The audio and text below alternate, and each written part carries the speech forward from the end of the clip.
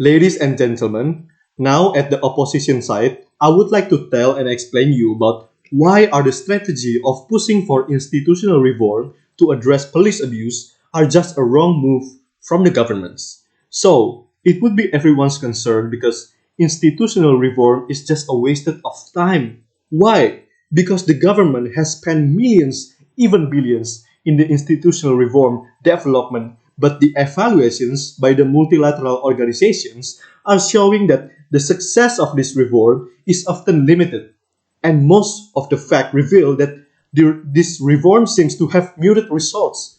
Why muted results? Because they just wasting their time to make a new laws that are not implemented, new budgets that are not executed, new units and agencies that go unstaffed and unfunded and no further information and action at all from the governments.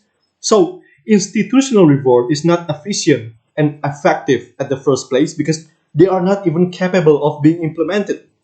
They are just devised with a little attention to the contextual realities that are actually being shaped to change opportunities, promise overly demanding solutions that looks impressive, but they are not, and commonly impossible to reproduce. And it is with narrow sets of champions who seldom have enough influence to make changes happen.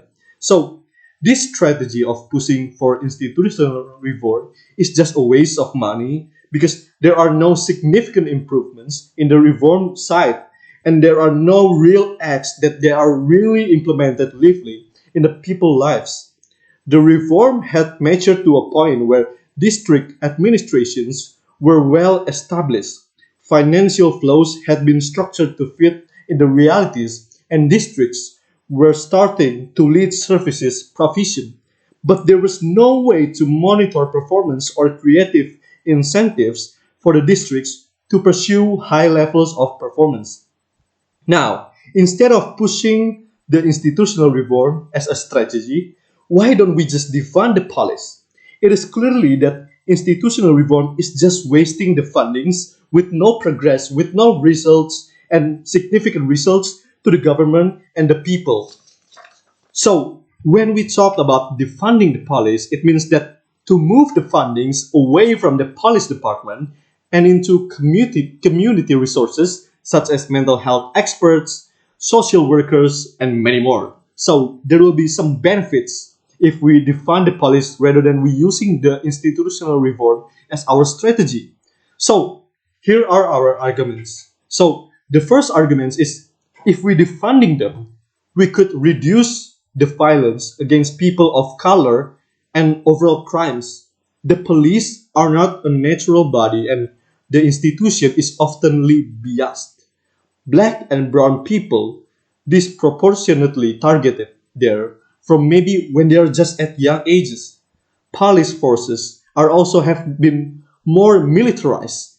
For years, police have also undergone warriors training that teach them to see every single encounter as potentially life-threatening, especially when those encounters involves people of color.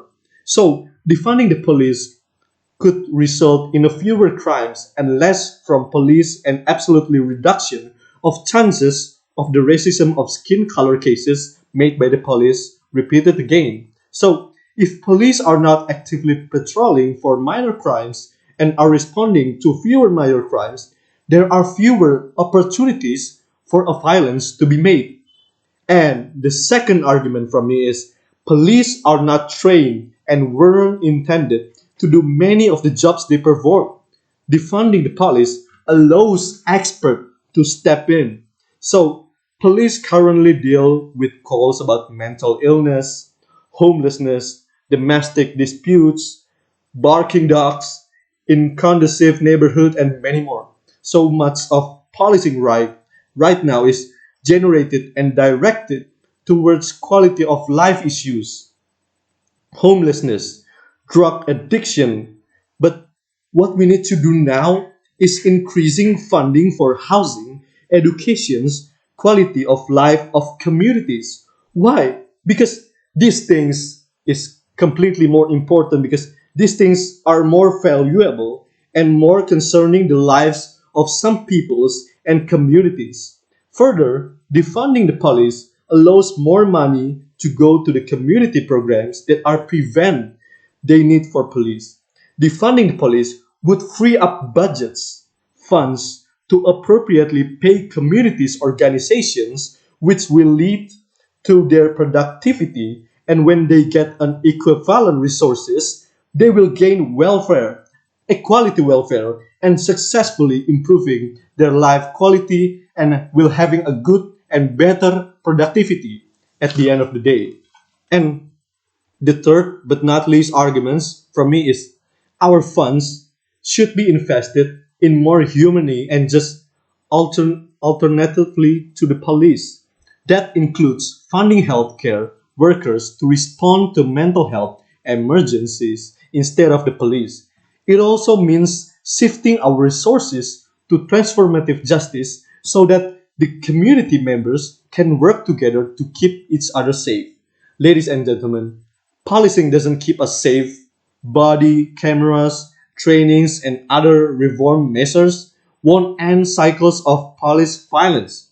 Why? Because there are still millions cases happen, and it is already proven that police accountability have proven largely ineffective ways.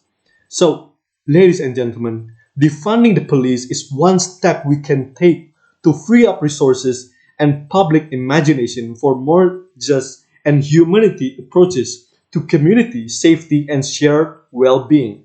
Rather than we use the funds to institutional reforms, we can use the defund and the defund of police to create many positive things, many other things to other communities and creating an equal welfare and welfare to all the communities and all the peoples. So, ladies and gentlemen, I'm calling you guys to join my side and together we can use the funds effectively and creating happiness day by day to the others. I'm David Maruhawa from the opposition side. Thank you for your attention.